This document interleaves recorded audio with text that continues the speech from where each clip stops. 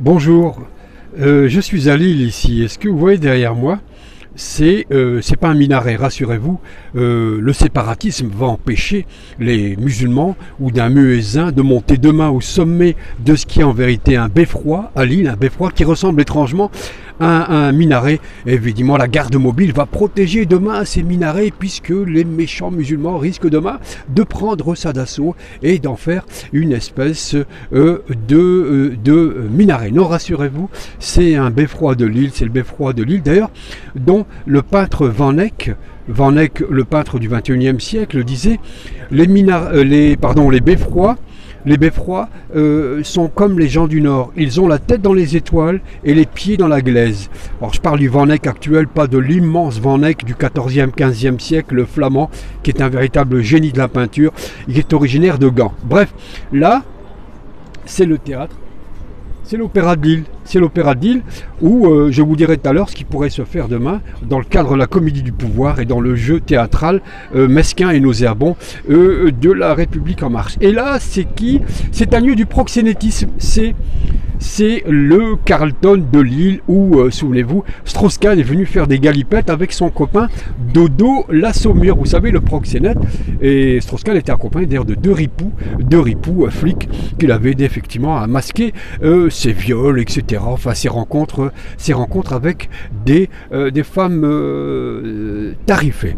Alors, d'ailleurs, au sujet des Kahn, c'est une tribu quand même, les Kahn, puisque lorsque Strauss-Kahn se fera arrêter, après qu'il ait violé Madame Diallo à New York, eh bien, son copain ou son cousin, Jean-François Kahn, le pseudo-journaliste, avait déclaré ben non, c'est pas grave, c'est juste un droit de cuissage, un petit troussage. Alors, si c'est que ça, Jean-François Kahn, si Strauss-Kahn n'a fait qu'un troussage, alors Jean-François Kahn, poussez la camaraderie et la solidarité jusqu'au bout, prêtez-lui votre épouse pour qu'il puisse aussi la trousser un peu et se défouler sur votre épouse, puisqu'apparemment, c'est pas bien grave. Dans les Kahn, il y en a un autre aussi qui est pas mal. C'est Axel Kahn, le frère aussi, généticien.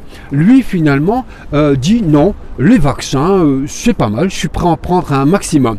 Alors, je ne sais pas s'il confondait prendre un maximum de blé, de fric ou de mallette de fric et les vaccins, voire les deux, bien qu'on ne sera pas là le jour où on verra ce qu'il y a dans le vaccin quand il va certainement se plastronner à la télévision pour prendre de la flotte ou finalement un peu de champagne dans le vaccin. Ce ne sera pas le vrai vaccin. Bref, ce mec défend les vaccins à tout prix, avec un petit bémol évidemment, parce que ça se verrait trop qu'il est corrompu jusque-là avec les labos pharmaceutiques. C'est du moins ce que sous-entend le professeur Perron au sujet de ces vaccins. Le professeur Perron, d'ailleurs, qui revient sur ces vaccins et qui dit, moi, il n'est pas question de vacciner, il n'est pas question pour une épidémie qui fait 0,5% de morts, on va quand même pas prendre des risques colossaux à vacciner tout le monde. 100 millions de doses, a dit le gouvernement, ouais, Véran, qui a déjà acheté d'ailleurs des frigos pour les mettre dedans. Je ne sais pas s'il va mettre les victimes du vaccin de Moderna de Bill Gates ou alors de Pfizer, mais il a déjà acheté les frigos pour les mettre dedans. Alors qu'il dit on va quand même regarder, mais il a quand même acheté les frigos. Ça se trouve, il a déjà payé l'addition, etc. pour acheter tous ces vaccins. Perron dit ceci, finalement dans ces vaccins, il n'y en a qu'un qui serait apparemment susceptible et pas trop dangereux, dit professeur Perron. Curieusement, c'est le pays du pangolin d'où paraît-il le virus est venu. Laissez-moi rire. Oui, c'est le vaccin chinois qui, paraît-il, ne serait pas aussi dangereux que ça. Il serait susceptible d'être accepté par notre organisme. Quant à Moderna, qui n'a de moderne que le nom, Moderna, c'est aussi moderne que la guillotine, que la mort au rat ou que la chaise électrique. C'est vous dire si le professeur Perron s'en méfie. Professeur Perron dit que ce vaccin, celui de Bill Gates, va certainement nous violer, grosso modo, violer notre ADN, rentrer dans notre système immunitaire le plus profond et complètement basculer, perturber, jusqu'à rentrer dans nos chromosomes. Un viol tranquillou, quoi. Donc méfiance absolue, dit Perron, il est très dangereux, et puis laissons voir du temps pour Oui, oui. Oui, donc il ne faudrait pas y aller sur ce terrain-là, nous dit le professeur Perron. D'autant plus qu'on ne sait pas sur qui il a été testé. Apparemment, il n'a même pas été testé sur des rats au laboratoire. Donc nous serions, nous, les rats de laboratoire, voire même des riens de laboratoire. Quant à Pfizer, eh bien, c'est la même chose, effectivement. Ça semble être une grosse escroquerie. Pfizer qui a déjà été condamné aux États-Unis pour avoir fait des milliers de victimes. Pfizer, son vaccin rime avec Taser, vous savez, le truc pour électrocuter les gens, rime aussi avec pointeur. Vous savez, passez-moi l'expression du pointeur, ou aussi avec violeur, puisque comme lui, il risquerait effectivement de pénétrer bien profond notre ADN. Je suis allé, je vous disais, puis je voyais des gens en vélo complètement dingues, dans des voitures avec des masques. C'est vous dire effectivement si le trouillomètre et la réussite de la psychose installée réussit totalement, ici comme ailleurs d'ailleurs. Et ces gens-là, le masque, en fait, ils l'ont pas que sur la bouche, ils l'ont carrément dans le cerveau. Et pour l'enlever du cerveau, ça va être difficile puisque le matraquage est réel. Quant au théâtre qui est là, voilà, le théâtre de Lille, vous voyez, un magnifique théâtre, hein, voilà, ce théâtre. Alors, petite anecdote, hein, ce théâtre a été l'objet du même architecte de ce théâtre-là comme de ce minaret, pardon, de ce beffroi. C'est le génie de l'architecte cordonnier ici du Nord qui a énormément travaillé ici dans la région, qui était un authentique génie de l'architecture. J'en parlerai peut-être un jour de ce gars qui pourrait... enfin, j'en parlerai un jour, c'est pas le sujet. Bref, sur le théâtre, par contre, sur le théâtre qui est là, eh bien, je pense que la comédie du pouvoir de Macron, hein, qui s'est transformé avec Darmanin en islamologue, hein, les deux imams de la République, puisqu'ils savent mieux les dangers de l'islam, la responsabilité de l'islam. Hein. Bon, on joue à la diversion, hein, apparemment ça plaît aux Français, ça leur fait oublier leur confinement, tout ça. Et on pourrait y jouer dans ce théâtre-là, qui est derrière moi, je vous le montre, très beau théâtre, hein, vous voyez là, hop, on le voit bien, là, c'est bon, voilà le théâtre de Lille, c'est l'opéra de Lille. Hein.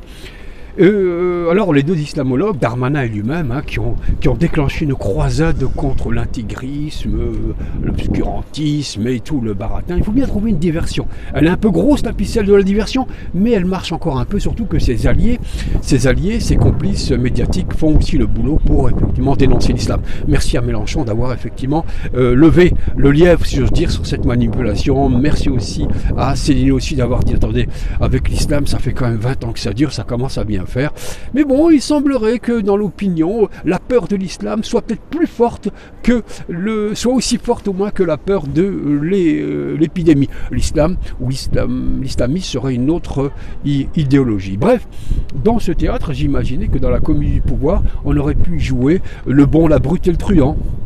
Hein, dans la République en marche, je pense qu'il y a au moins une brute, un truand. Le bon, je le cherche encore, mais il doit bien être là. On pourrait peut-être aussi trouver dans ce rôle-là, peut-être Castex aussi, qui pourrait...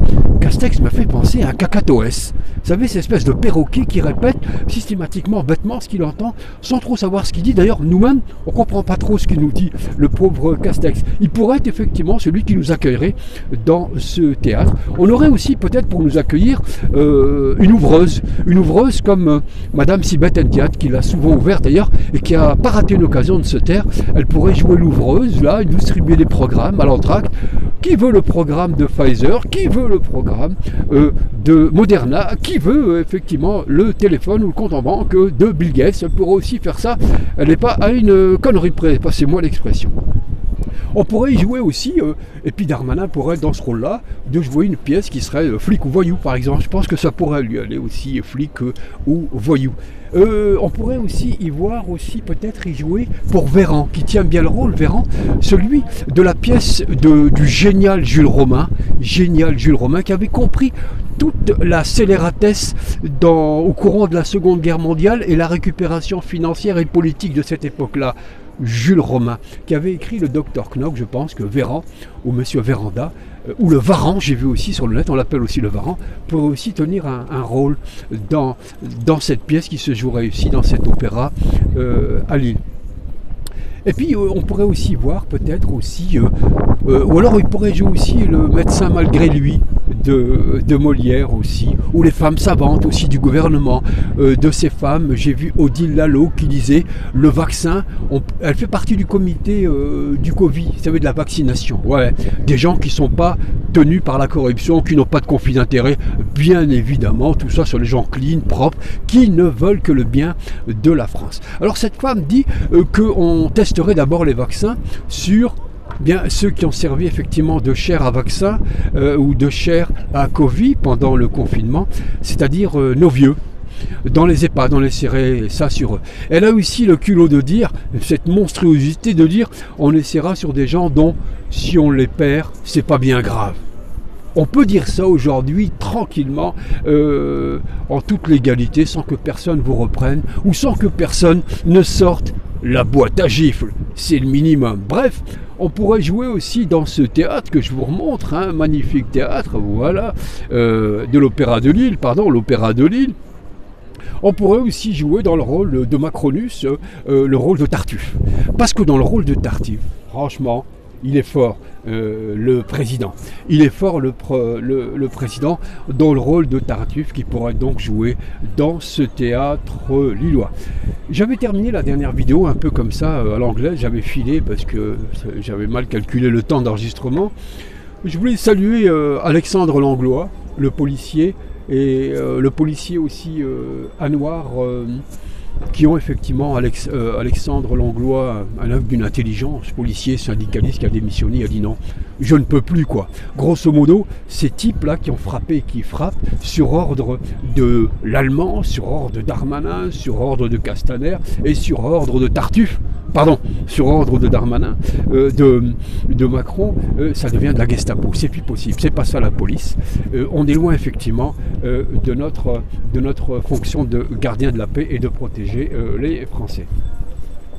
Alors il y a une manif aujourd'hui, il y aura des manifs, il y a déjà beaucoup de bleus marines, etc. qui sont installés.